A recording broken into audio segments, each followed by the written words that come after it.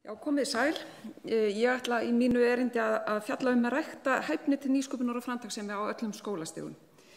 Þegar við erum að tala nýsköpun þá erum við gjarnan, orðræðan gjarnan þetta tækni og vísindi og núna á seinni árum kannski stjórnunarstörf og listir og menningu. En skilgreiningin sem ég geng út frá að nýsköpun að hugsa eitthvað nýtt, finna lausn á einhverju vandamáli eða þörf og gera eitthvað með það, birta það á einhvern hátt í samfélaginu eða framkvæma. Og þetta getur verið söluvara, eins og margir kannski telja nýsköpun eigi að vera, en þetta getur líka verið félagsleg lausn eða lausn á umhverfisvanda. Þetta bætir bætir heiminn og hefur ekki sést í nærumhverfi eða í heiminum, semst annaðhvort nýtt undir þaki eða nýtt undir sólu eða eitthvað þar á milli. Og við sem hér erum, ég held að við hljótum að vera sammála þörfina fyrir nýsköpun.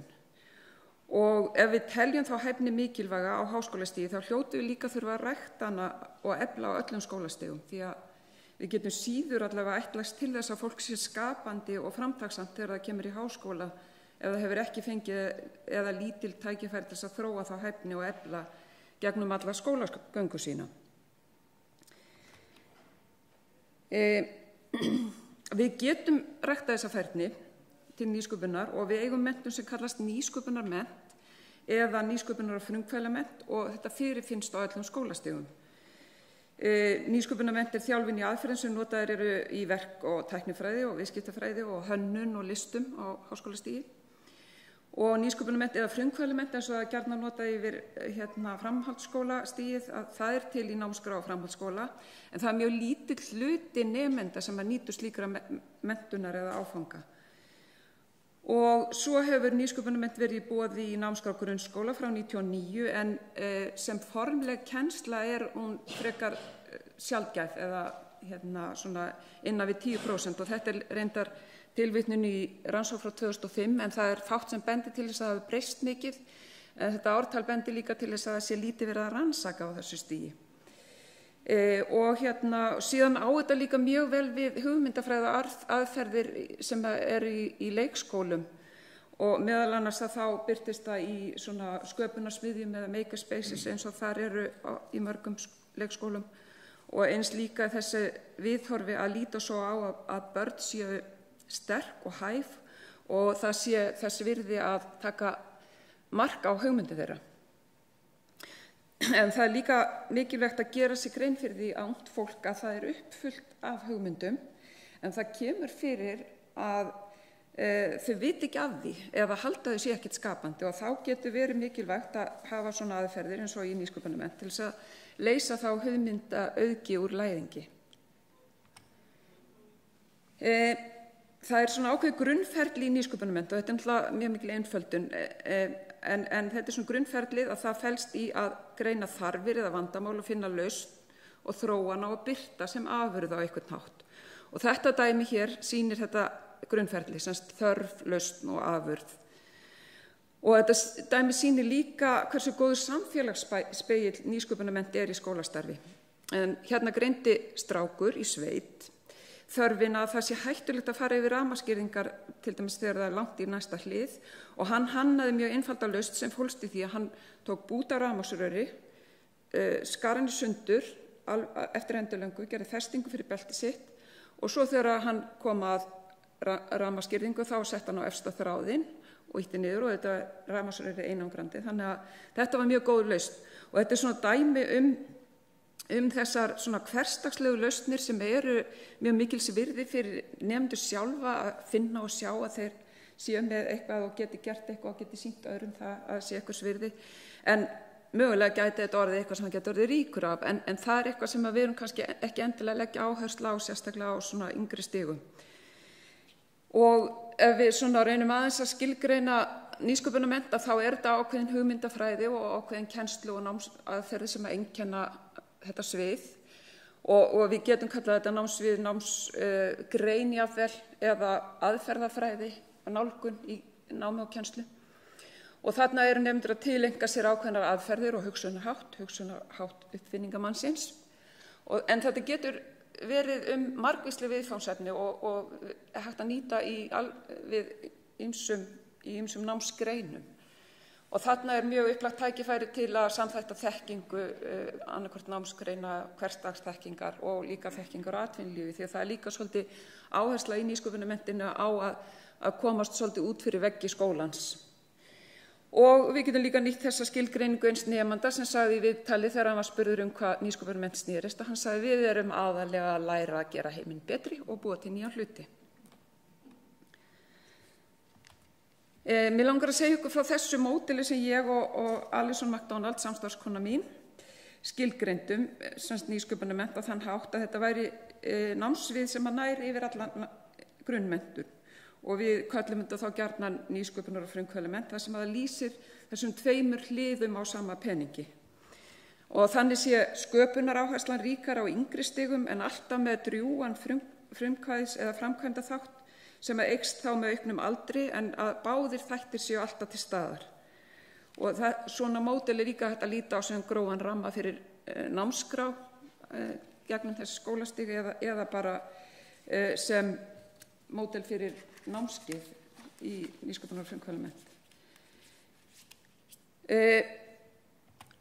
Hugmyndir barna og ungs fólks eru mjög fjölbreyttar og þetta hefur birst mjög vel hjá þeim sem hafa verið að vinna með nýsköpunarmennt í grunnskólum og jafnvel leikskólum líka.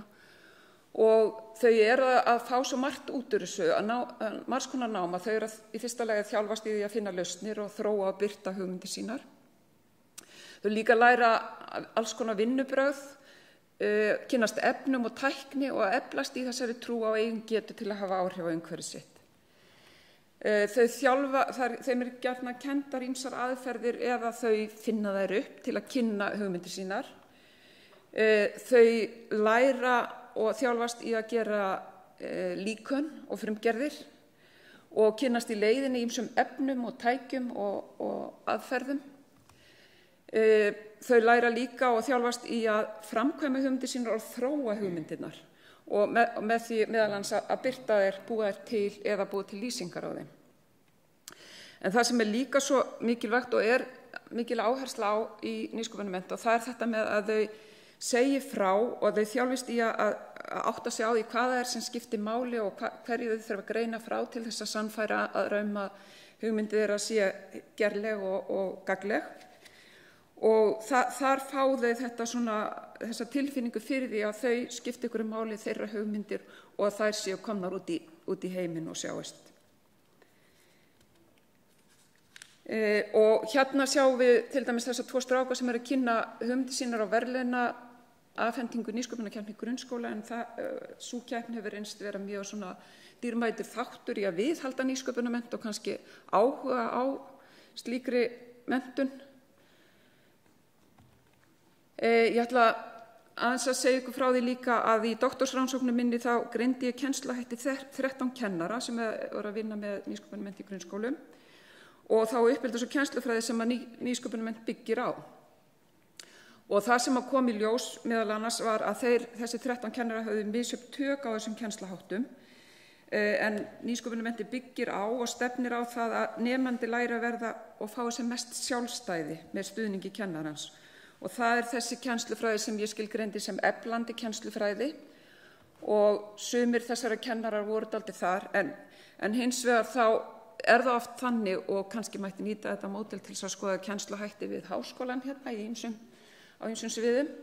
Þá það kannski oft þannig að við kannski byrjum með einhverja innlögn og þá getum við sagt að við séum í stýrandi formi eða stýrandi hlutverki kennarans. En gjarnan þá fóru þessi kennarar sem ég fylgdist með og ræddi við yfir í það að vera í þessu sem kallað framsæknir eða framsækin kennslufræði og þá fékk nemandinn meira val og svo alveg yfir í þetta þar sem að ég kallaði eflandi kennslufræði, þar sem að hlutverk kennara og nemanda skaraðist og stundum var það þannig að nemandinn var sérfræðingur í sinni hugmynd til dæmis. En það var samt líka svolítið merkilegt að sjá það að það voru nokkrir kennara sem að héldu sér dálítið fast í þessu stýrandi formi, svona viðtöku formi. En það kom líka í ljós að þessi kennsluhættir þeir gera ákveðnar kröfur til kennara sem eru kannski svolítið þvert á það sem við getum kallað hefðbundið hlutverk kennara. Kennari í nýsköpun þarf að hafa vald á svona skipulögðu frelsis, hafa til staðar ytri ramma og sjá til þess að séu efni og aðstæður til sköpunar og náms og skapa tækifæri til tilrauna og leiks og taka áhættur og gera uppgötvanir og skapa svolítið svona afslappað andrúmsloft. En það sem að líka að hann þarf að sætta sig við það eða horfast í augu við það að það er nemandinn sem er stundum sérfræðingurinn. Og það getur verið áskorun fyrir kennara sem eru vanir því að hafa vita á því sem er verið að gera og geta sagt hvað er rangt og rétt. Og þetta þurfa kennara gjarnan svona stuðning við ef að þeir eru óvanir svona vinnubröðum en sem betur fyrir eru líka margir kennara orðnir þannig að þeir eru farnir að vinna á þennan hátt þó að sé ekki endilega nýsköpunarmennt. Það sem ég greindi líka var að svona breytingar, af því að þetta krefst oft breytinga á starfi kennara, eru yfirleitt eitthvað sem gerist í skrefum en ekki einu stóru stökki. Og það líka að það er ekki nóg að kennarinn sé búinn að ná ákveðnu svona stigi í þessari færni, heldur mörg önnur svona félagslega áhrif sem að styðja eða hindra þess vegna að þetta þróist áfram, svona kennsla, eða verði sjálfbært. Það er að segja að ofta tíðum það þannig að kennarinn kannski búinn að ná góðri færni og innan skóla sem er ekkert mjög styðjandi og þá hverfur þessi kennsla þegar hann hættir í þessum skóla. Þannig að það eru þessi kerfi sem eru bæði innan skólana, svo að viðhorfin innan skólans, bæði stjórnenda og kennara samstarfsmanna. Það er líka skipulagið innan skólans sem skiptir máli og þessi þróun þyrfti gjarnan að gerast samhliða til þess að viðhalda og halda áfram. Og svo er það kannski það sem að ég bara greindi í rannsókninni en skoðaði ekki mjög sérstaklega og þá voru þessi viðhorf í samfélaginu. Til dæmis hvað er alvöru skólastarf? Er þessi nýsköpunum bara eitthvað svona skemmtileg tilbreyting eða er þetta eitthvað alvöru skólastarf? Og það er meðal annars þar sem ég sé að háskólinn í heild geti haft áhrif, þar sem sagt á viðhorfin í samfélaginu. Og síðan er það náttúrulega þessi grunnur sem er í okkar líðkerfi, það eru lög og stefnur og námskrár og það allt saman sem er svona, mætti komast svolítið lengra upp þennan þroskastiga. En ég sé það að háskólinn getur stutt við þessa grunnmenntun sem ég tel vera mjög æskilega á ýmsan hátt. Meðal annars þann hátt sem hann gerir nú þegar eins og með að bjóða upp á frumkvöðlasmiðjur og gullleggið, unga vísindamenn og háskóla unga fólksins og vísindasmiðjuna. Og Háskóli Íslands er nú þegar í samstarfi við nýsköpunarkeppni grunnskólana og ég myndi reyndar gjarnan vilja að hann væri sýnilegri þar.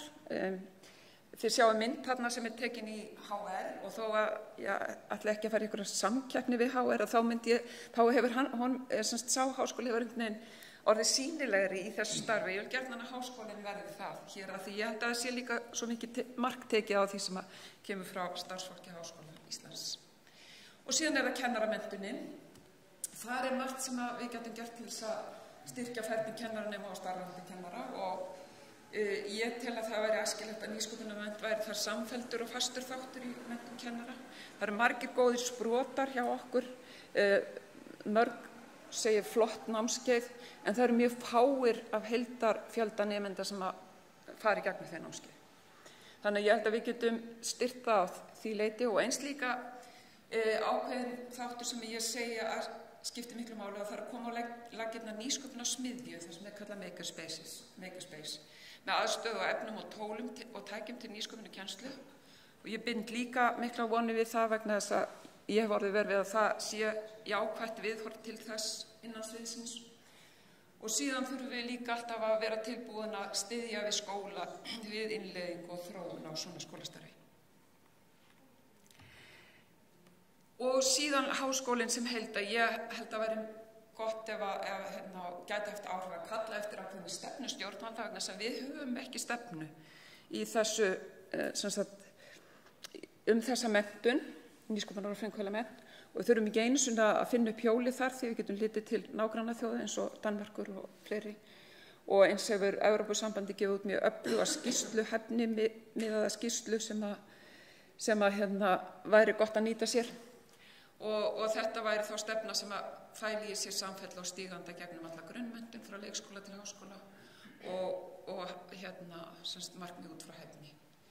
Og síðan líka langar mér svolítið að hnykkja á því að nýsköpunarmennt ekki bara fyrir málefni viðskiptafræði og tæknifræði.